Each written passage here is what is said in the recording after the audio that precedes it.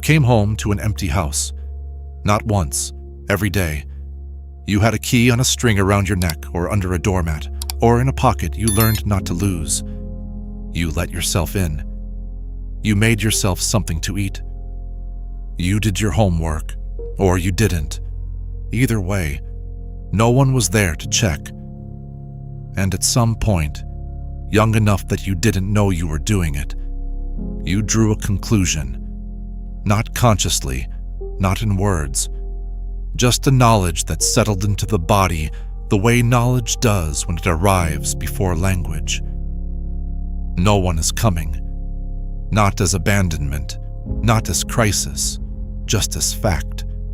And that knowledge, learned in an empty kitchen in the late 1970s or early 1980s by a child who didn't know they were being shaped, is still running, right now, in how you work, in how you love, when in what you will and will not ask for, in the specific, quiet, unremarkable competence you carry through a world that has largely forgotten you exist. This video is about that knowledge, where it came from, what it built, and what it costs. In the next 15 minutes, I'm going to do something that almost no one does for Generation X. I'm going to take them seriously, not ironically, not as a punchline in a generational argument, not as the forgotten middle child sandwiched between the boomers and the millennials who get all the attention. Seriously, as a generation whose psychological profile was shaped by specific, documented, and genuinely unusual circumstances. Circumstances that produced people who relate to the world in ways that are distinct, consistent, and almost entirely unexamined. By the time this ends, you will understand the latchkey psychology and what it built in the nervous system of an entire generation. You will understand why Gen X is skeptical, private, hyper-independent, and extraordinarily hard to surprise. And you will understand what all of that costs, personally, relationally, quietly, the people who built it. This is the psychology of the generation that learned very young that the cavalry is not coming, and built themselves into the cavalry anyway. Let me describe something you know. Someone in your life is struggling, and they ask for help. Not from you specifically, just from the world. They say it out loud. They let people know they are not okay. And something in you, not unkind, not critical, just automatic, notes it. And you think, briefly, without meaning to, I would never do that. Not because you don't struggle. You struggle. But the idea of making your struggle visible, of broadcasting the gap between where you are and where you should be, feels like something more dangerous than the struggle itself. You have attributed it to personality, to introversion, to not being a complainer. But it is older than personality. It is a lesson learned in an empty kitchen before you were old enough to question it. The lesson that you are the solution, not the problem. Here is what is actually happening. Generation X, born between approximately 1965 and 1980. The first generation to be widely known by a name that means nothing. X. A variable, a placeholder, a name that says, we haven't figured out what you are yet. They never did. And Gen X, characteristically, did not spend much time demanding they did. The latchkey formation, the defining environmental fact of Gen X childhood, was structural absence. Both parents working, the divorce rate doubling between 1960 and 1980. Millions of children coming home every afternoon to an empty house. Psychologists who study high contingency environments where actions have immediate consequences, and no adult is present to mediate them. Find consistent outcomes in children raised this way. They develop early. They become competent faster. They learn that the world does not pause when they struggle, that problems require solutions and solutions come from within. This is the latchkey formation, and it does not end when the parents come home. It becomes the operating system, a defensive pessimism and ironic detachment. Gen X watched their parents' marriages dissolve. They watched corporate America discard the fathers and mothers who had given it decades. They grew up with Watergate, Vietnam, the AIDS crisis mismanaged, and nuclear fallout drills in elementary school. What this produces is defensive pessimism, not depression, a strategy. The defensive pessimist imagines the worst, not because they believe it will happen, but because pre-living the failure removes its power to devastate. They run simulations. They plan for the betrayal. They hope for the best while their internal machinery quietly prepares for the worst. And when the absurdity of it all became too much, when you are a child old enough to understand that the desk will not save you from a nuclear bomb, you develop a relationship with that absurdity that either breaks you or becomes armor. Gen X chose armor, the irony, the deadpan, the knowing reference, the joke that says, yes, this is absurd, and I am aware of it. The ironic detachment is not emotional absence. It is emotional management, a way of holding contradictions that protects the interior from a world that has proven repeatedly that sincerity is a vulnerability. Quiet competence, skepticism, and privacy. Gen X watched their parents give their working lives to companies that discarded them without ceremony. They drew the obvious conclusion: not institutional loyalty is a transaction in which one party holds all the cards. So they redirected, not toward rebellion, toward competence. Show up, know your craft, be the person who can be relied upon when everything else is falling apart. Not because the organization deserves it, because your skills belong to you in a way that your employment contract does not. They do not respect titles. They respect demonstrated competence. Because they watched the people with the titles, the presidents, the generals, the executives, get it catastrophically wrong. And they built the modern internet while refusing to use it to broadcast their lives. Not technophobia, the specific discomfort of a generation that learned before they could articulate it, that showing people the inside of your life gives them something to use against you. Economic trauma and hyper-independence. Generation X graduated into a recession, then survived the dot-com crash, then survived 2008.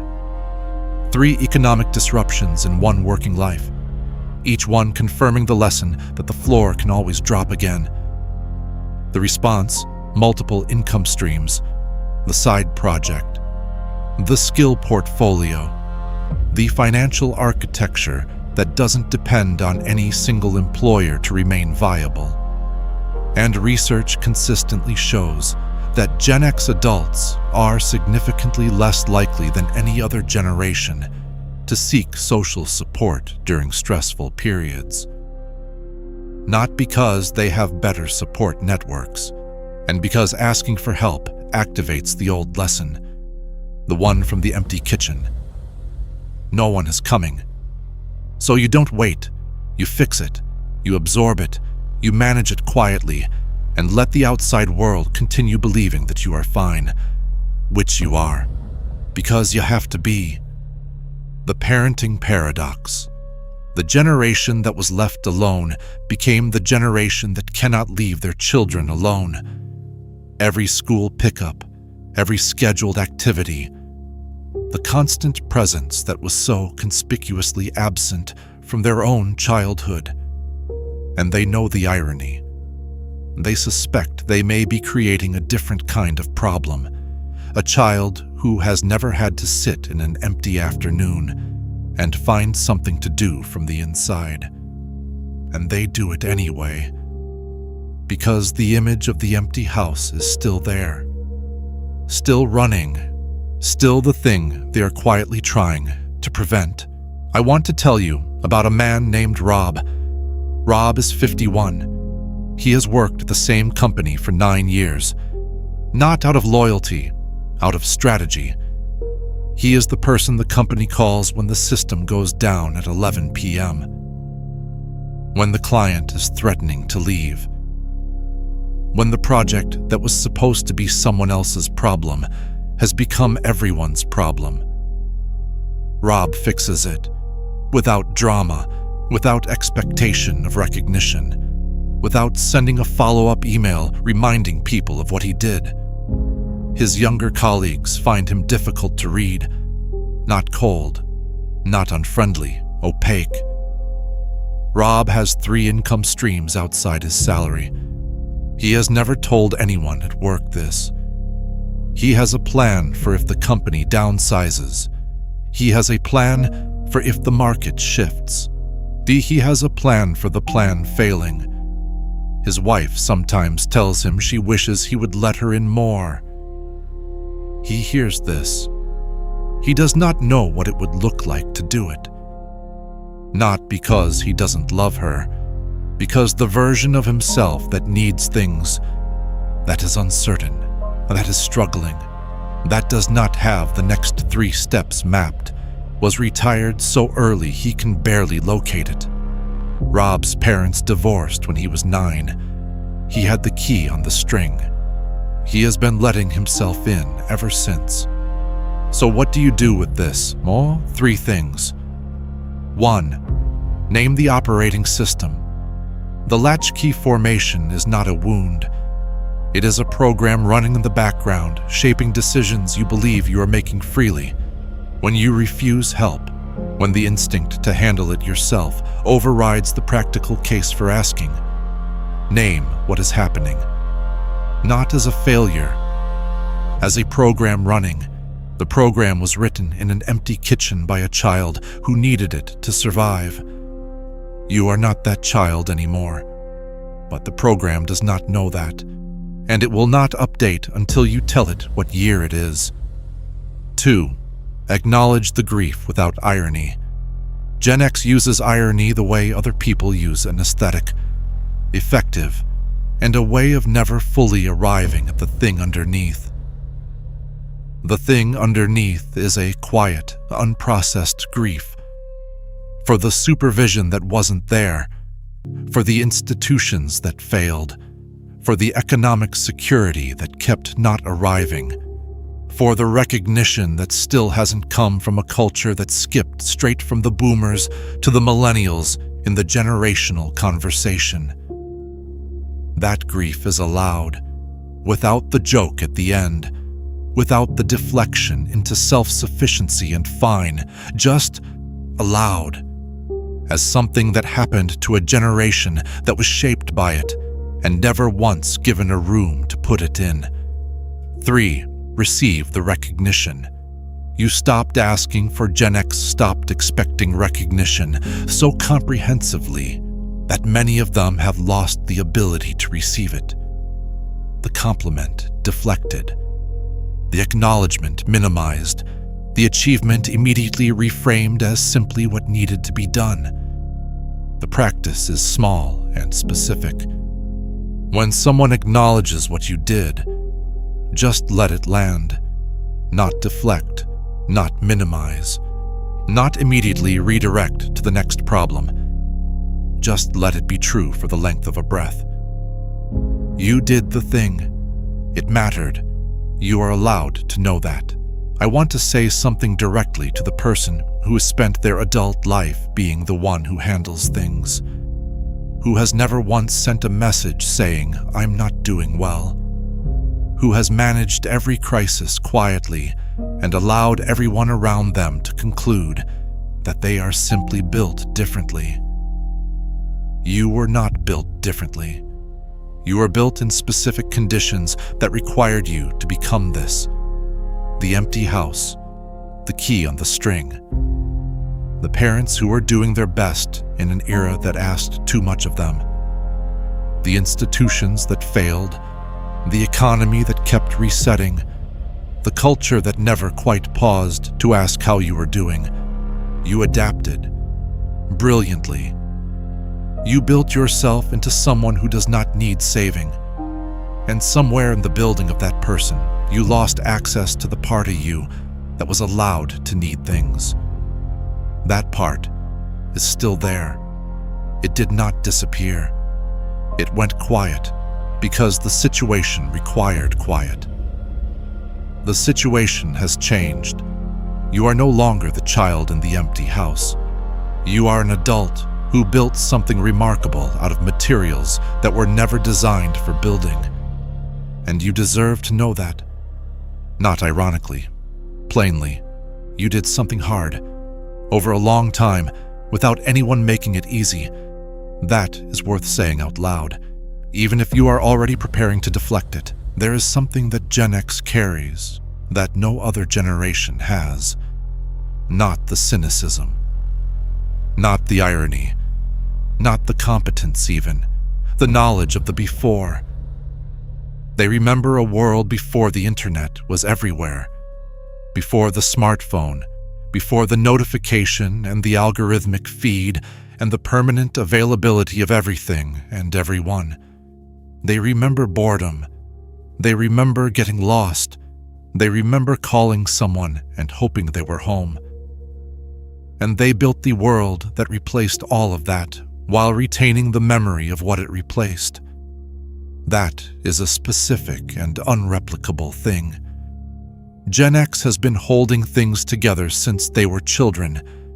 In the workplace, in the family, in the culture, in the quiet, unremarked, load-bearing way of people who learned early that the work gets done whether or not anyone is watching. They are still doing it, without asking for credit, without needing the narrative to include them, without waiting for someone to notice. Because they stopped waiting for someone to notice a very long time ago, in an empty kitchen, with a key on a string, at an age when they should have been a child. There is a specific cost to this that no one talks about. The Gen X relationship to intimacy, to being known, to allowing someone close enough to see the version of you that has not handled it, is one of the most quietly painful things this generation navigates. The person who was built not to need trying to love in a way that requires needing. The hyper-independence in a partnership. The ironic detachment in an intimate moment. The specific loneliness of being the most capable person in every room and the least known. What Gen X intimacy looks like and what it costs is the next conversation. If this reached something in you, you don't have to say so. We both know you won't, but if you want to, the comment section is there, and for once, nobody is going to judge you for using it.